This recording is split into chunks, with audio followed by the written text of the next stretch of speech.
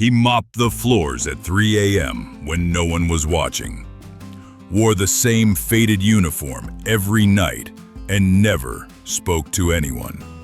The hospital staff thought he was just another janitor trying to make ends meet, until the night a dying child whispered something that made him drop his mop and reveal a secret that would change everything.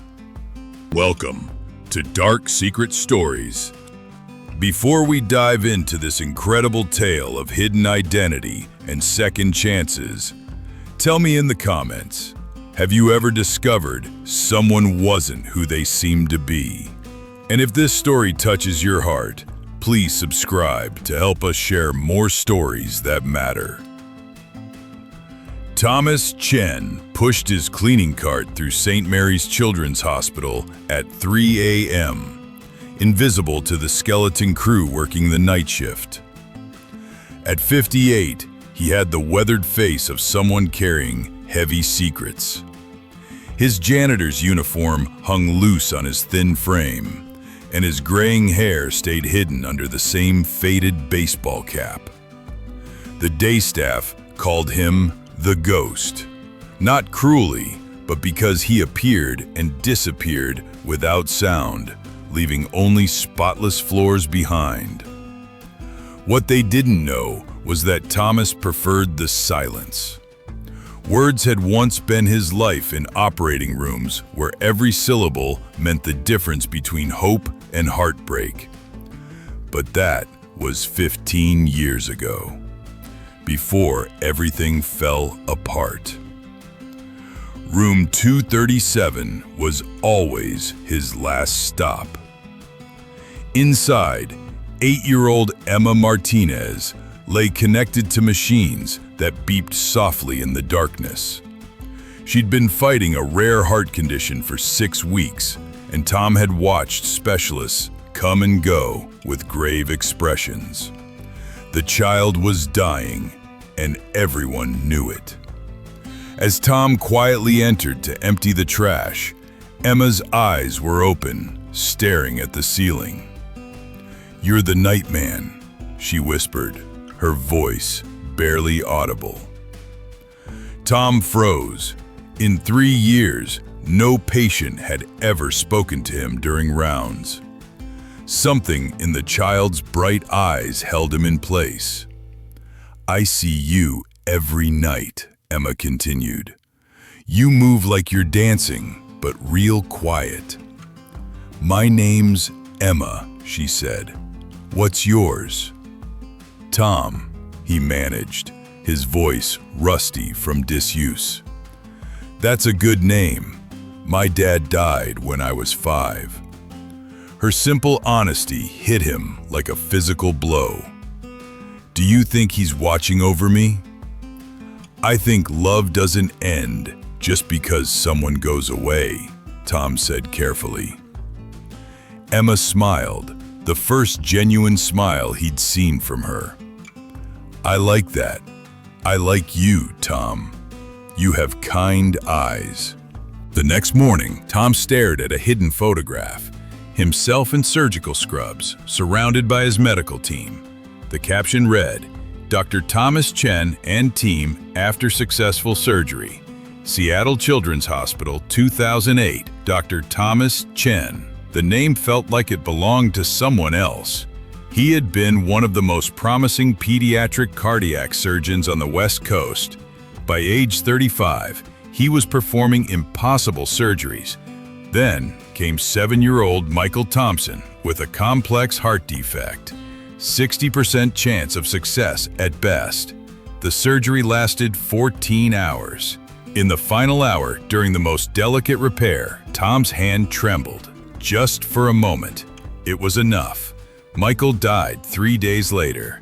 The review board cleared Tom of wrongdoing, but he knew the truth. His confidence had wavered, his hand had shaken, and a child paid the price. He tried to continue, but doubt had taken root. 6 months later, after another failed procedure, Tom walked away from medicine forever. 12 years of drifting followed. until he found himself mopping floors at the hospital where he once saved lives. The irony wasn't lost on him. A trained pediatric cardiac surgeon watching a child die from the exact condition he'd specialized in treating. 3 weeks of nightly conversations with Emma became Tom's lifeline. She would stay awake for his rounds, talking about her dreams of becoming a teacher, while he shared stories of places he'd lived. Emma never asked why he was a janitor, and Tom never volunteered his past. But he could see her getting worse, breathing more labored, skin paler, more machines surrounding her bed. One night, Tom overheard Dr. Patterson speaking to Emma's mother in the hallway. "We've exhausted all options. Emma's heart is failing. We're looking at comfort care now. Days, maybe a week." When Tom entered Emma's room that night, her usual curiosity was replaced by quiet sadness. "Mom thinks I don't know," Emma said without preamble. "But I heard them. I'm dying, aren't I, Tom?" "Emma," he began. "It's okay. I'm not scared. Well, maybe a little, but mostly, I'm sad for Mom." "What can I do?" Tom asked, surprising himself. Emma looked at him with those knowing eyes. "Tell me about the surgeries, the ones you used to do before you came here." Tom's blood turned ice cold. "What surgeries? I've seen you watching when doctors examine me. You know things. Your hands aren't janitor hands. They're doctor hands." "I don't know what you're talking about," he denied weakly. Emma smiled sadly. "My dad used to say eyes don't lie, even when words do. You have doctor eyes, Tom. Kind doctor eyes." This dying child had seen through his disguise when hundreds of staff members hadn't. "Emma, I can't help you. I'm not that person anymore. But you could be." The next morning, Tom stood outside Dr. Patricia Summers' office, pacing for 20 minutes before finally knocking. "Tom?"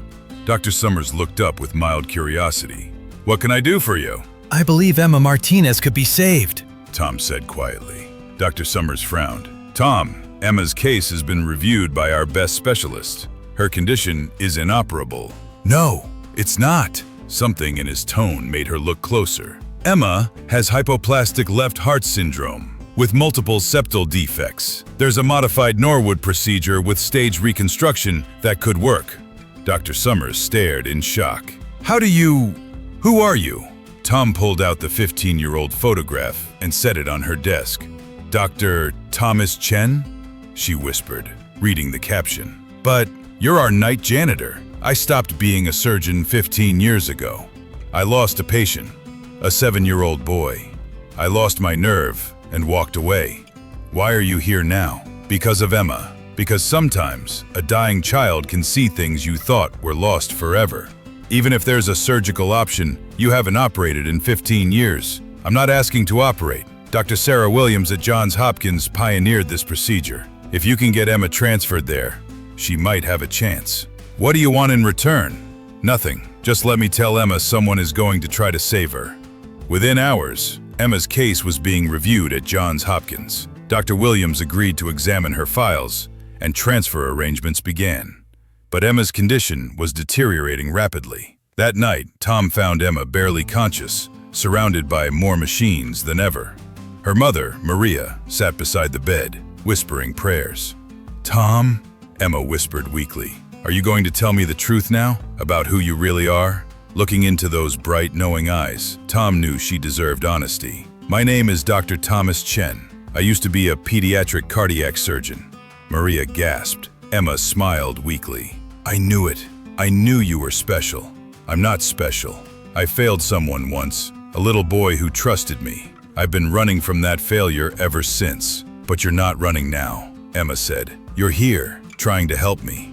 I've arranged for you to see Dr. Williams at Johns Hopkins. She might be able to help you." Emma's eyes filled with tears, but she was smiling. "You came back. For me." "No, you brought me back. You reminded me that courage isn't being perfect. It's trying again despite your failures." Maria took Tom's hand. "Doctor, thank you. Whatever happens, thank you for not giving up on her." The helicopter transport to Johns Hopkins took place the next morning. Tom accompanied Emma as a family friend, staying by her side and monitoring her vitals with a practiced eye. Dr. Williams was confident the surgery could work. 12 hours, possibly longer. Significant risk, but without surgery, Emma won't survive another week. As Emma was prepped for surgery, she asked to speak with Tom alone. "Dr. Tom, will you be here when I wake up?" "I'll be here," he promised. "And after?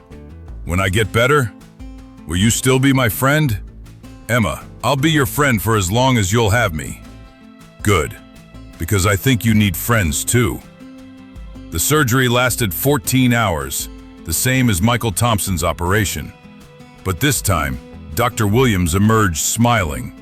The surgery was successful. Emma's heart is working beautifully.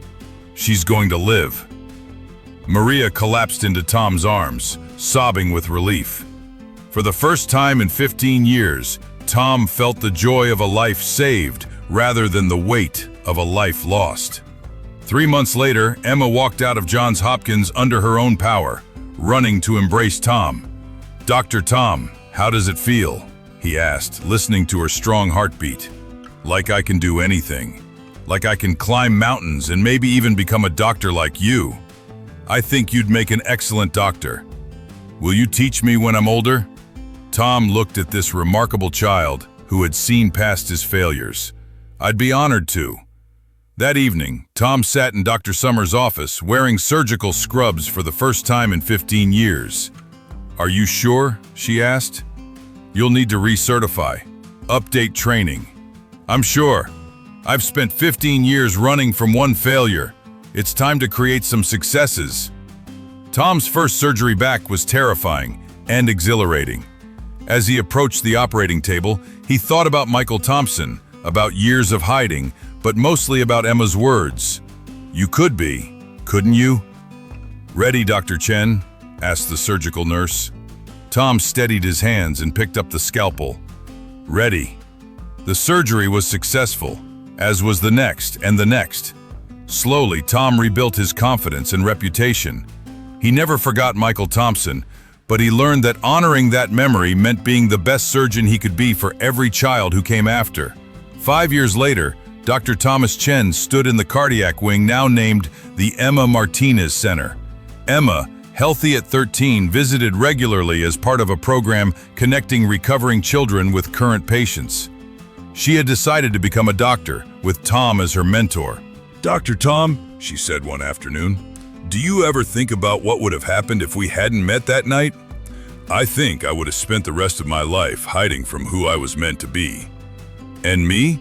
I think you would have found another way to live. You're stronger than you know." "Maybe, but I'm glad it happened the way it did. I'm glad you were my nightman." "I'm glad too," Tom said, meaning every word.